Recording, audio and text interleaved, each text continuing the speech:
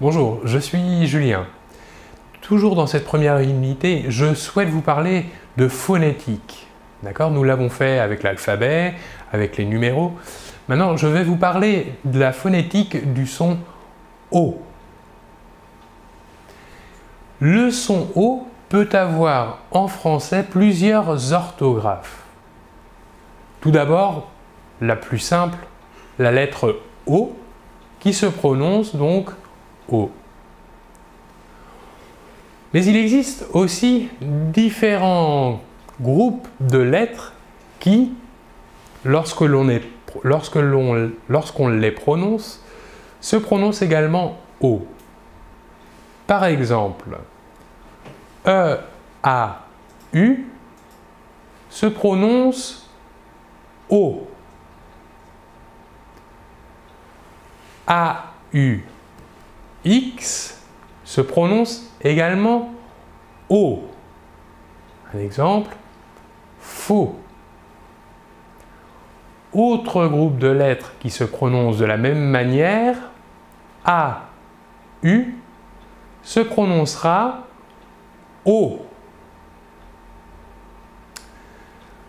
Voyons maintenant que si nous joignons la lettre O avec d'autres voyelles ou d'autres consonnes, ce groupe de lettres se prononcera de manière différente.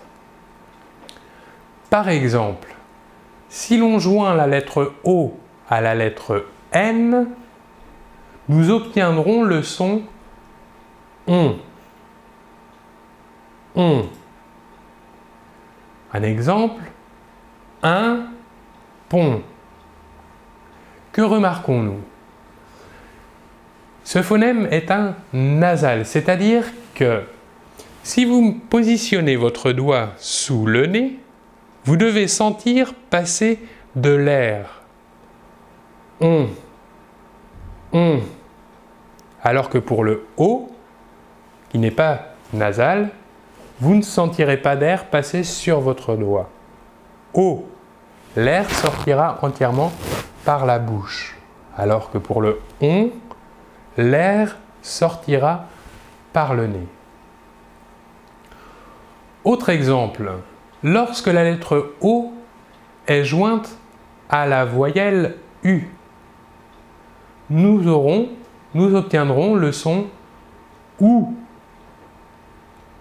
OU. Un exemple, le journal.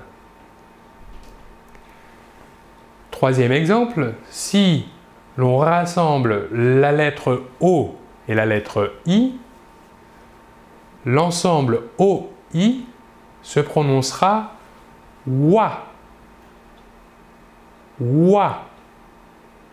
Nous avons vu ce son dans les pronoms toniques de la première personne du singulier et de la deuxième personne du singulier.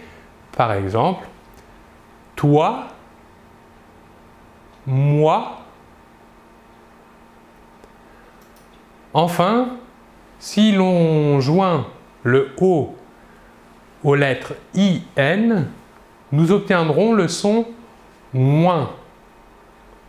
Moins. Ici aussi, le son est nasal. Moins. Nous sentons l'air passer sur notre doigt si l'on positionne le doigt sous le nez. Un exemple, le foin. Voilà pour la phonétique du son O. Je vous remercie beaucoup de votre attention et l'on se retrouve très bientôt.